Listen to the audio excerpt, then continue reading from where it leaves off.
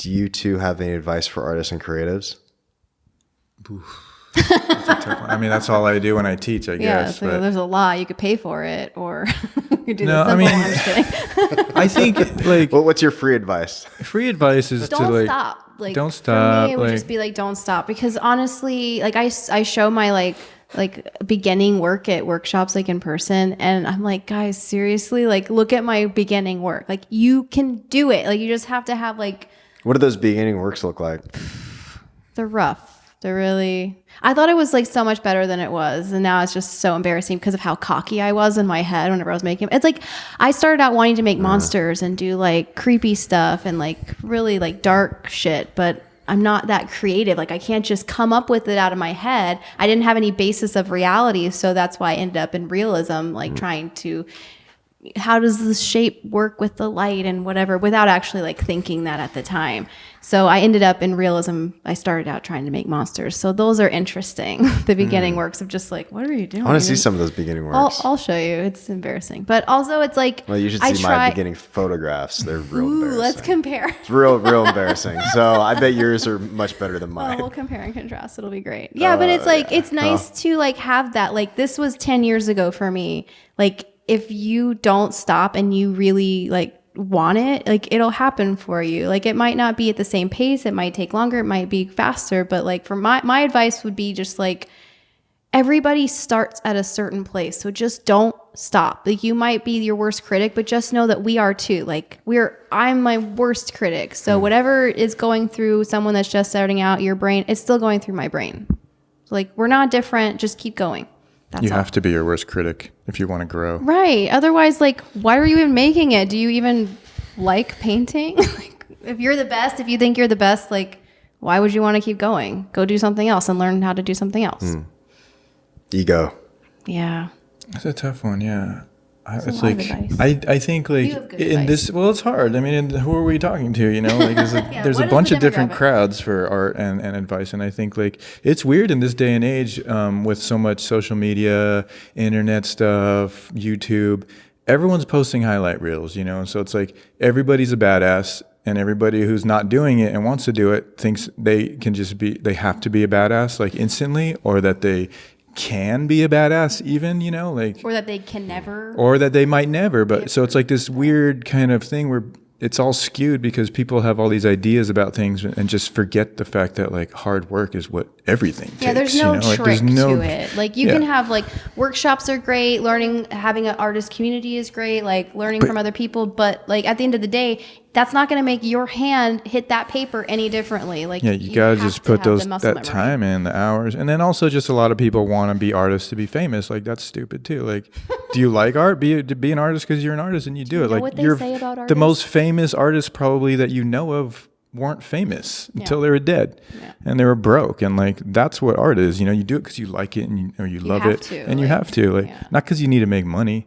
It's not really the most lucrative. But you know careers. what? I mean, you can, you know, I'm not saying you can't, but it's just a weird, there's a different mentality in all kinds of, I think, careers nowadays. It's like this, it's just weird. Like the disillusion. There's an I illusion. guess. Yeah. It's like, even like with my son skateboarding, you know, he watches all these guys doing crazy tricks and like, he just started skating this year. I'm like, dude, I I get can't so do those. And I've frustrated. skated for 40 years, you know, I'm like, I can't do it. Yeah, like I think the So you're doing better than I am, instantaneous you know. I'm just like, it's like you don't see that hard work. You don't see that dude tried that trick like for multiple days or years at that Then same started spot filming and it. then filmed it finally, you know, like you don't see that part. So I think it's the same with art. You get a lot of people who want it to be easier than it is because you just see a lot of people doing it, you know, but you don't realize like those people obsessed, you know, and maybe some people had more natural talent than others or better teachers or whatever.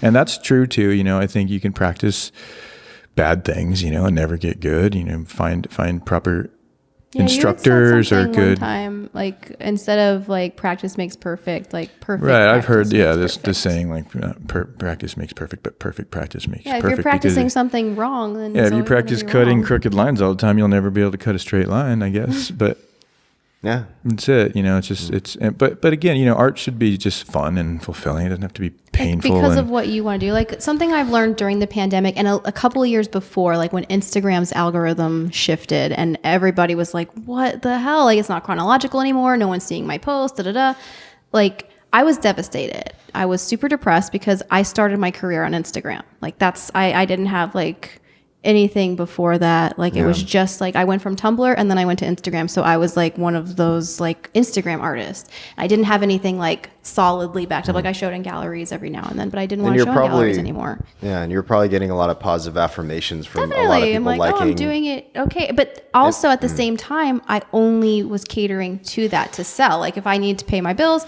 sell a few things online, bing, bang, boom. But it's always like, I know what they want. I know they want a highlight in the eye. I know they want like, you know, this or that. But since like that happened and since the pandemic, but I mean, it happened before that. Like definitely Sean was really helpful because he's like, why did you even start making art? Like you didn't make it for Instagram, like you're making it for you. So now you have the freedom.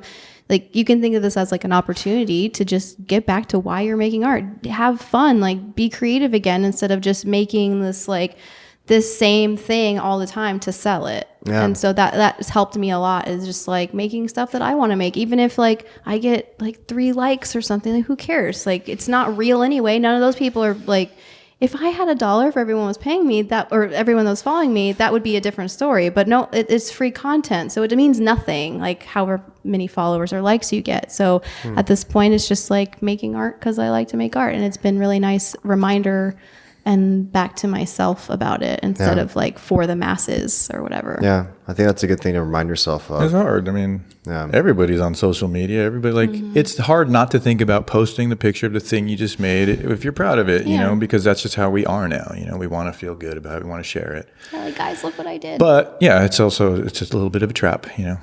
It's just, but it's the way it is. You know, I think kids nowadays are going to have to all deal with it. It's just life. Yeah, I feel a little fortunate to know that, like, I'm in that like bridge generation where like I grew up without internet. We got it when I was like 16, and then I didn't have a cell phone until I was like 18, maybe 18, I think. So like I didn't have it, but then I've had it ever since then. But I know that like there is a life outside of the internet, and it's hard whenever everything we do now revolves around internet and, you know, social media and everything. Definitely. Like it's hard to imagine that you can function without it. And it might be really hard and impossible sometimes, but even if, you know, like the last couple of years have been hard, like with the shift in algorithms and whatever, like I'm still here. So it doesn't affect you as much as you might think. You become, like we talked about before, like adapting. You just keep adapting to whatever's going on, no matter what it is. Yeah. Recently too, it's been weird. Like there's been commissions coming in and stuff for both of us. Just it's really like, randomly, like all of a sudden I was like swamped. People are wanting art or something, you know. People because they're are in their wanting, house, they want to like have nice so stuff. it's kind on of the interesting. It's like an interesting thing where it's like it's scary and we lost a lot of work, but we've gained other work. Just kind of like not really seeking it out, you know. It's sort of like we got lucky or something, or I don't know. It's like it's really been okay. it's like adapted lately. itself also, like, you know, it's just As we sort of try to adapt or figure it out, but. Yeah, because mostly we have to go to people. Like if they want to learn, we go to them. Like they organize a thing, we go to them. Now it's like they have to find you if they like your work. Now they figure it out or they buy your stuff from you instead of like just waiting. Now it's kind of, I feel like a lot more people have like now what better time than now? Like I've been waiting to have this free time to learn how to do art. I've been waiting for this free time to, you know, hang stuff up on my walls or, you know, whatever it might be. And I think people are now kind of realizing how important self-care is, and whether that be exercising, whether it's eating right or having art around you or learning how to do art. I think that that's a big part of like what's going on right now in 2020 is just like, oh, it's okay to not work 12 hours a day and then have to come home immediately and then do all this other shit and just be like crazy micromanaged throughout your entire day. Now it's like, oh, well, who am I? Like, what do I want to do? Like, might as well, like, we might not be here next year, or, you know, you never know. And so I think that, I mean, this is just my hypothesizing, but I think that it makes more sense on why now people are really reaching out and really like, I don't know, embracing art more. Yeah, maybe? a lot of people like you can't find music instruments now. No People are chess buying sets. them. People are learning chess because of That stuff. movie or that show. There's like no there's chess a lot of sets people anywhere. just like Queen's Gambit. That's good. Yeah, I actually just got commissioned to make a chess set. Yeah. And Really? I got commissioned to make a knife this year. So I'm venturing off into the maker and not painter he's like, thing. But people are recognizing like that's his, like artists change and evolve, and like this is just a new medium, and it's like it's nice that he's got good support for it. So where it's like I'm pumped about it actually. Yeah, just to to not paint, just to build something for somebody sounds fun. But so one thing I wanted to say about that too, just how people are finding art again, is that like I've taught kindergarten, first grade, second grade art and stuff to my son's classes, and there was a period there, like at age 10 is where they start flipping their mentalities a little bit. Every kid's an artist. So that means every person was an artist at some point, more naturally so, But all those kids, no matter what the project was, they all did it. They all liked it. They all did well. They were all eager to give. And they went for it. Yeah. Somewhere along, I think it was the 4th or 5th grade, I started having a couple of the kids saying, I can't do it. I'm like, where did this come from all of a sudden? Like this can't idea. And it was really making it hard for them just to make something and enjoy it. And I think the doubt, and I think it's put in there, in society pretty early, but people are finding it again. Everyone kind of has it, a little bit. And I think it just gets kind of squashed so early that like, you might never find it again. But like, I think it's cool that people are finding it now. Yeah. Hey, I remember when I used to really. But it was like so clear watching children over a period of years change. It's really interesting. Oh, that is interesting. Yeah, and then that makes me think of just secondhand values from like parents or There's no teachers. There's hardly anybody promoting arts. I feel like in at least in American school systems, you got to seek it out. You got to I would love for my son to go to one of the art high schools as opposed to just whatever public school, and kind of start getting into the more music regularly and all of it, all the stuff that I think is important. He's a full on artist, so I think he needs to be nurtured that way. Definitely. Yeah.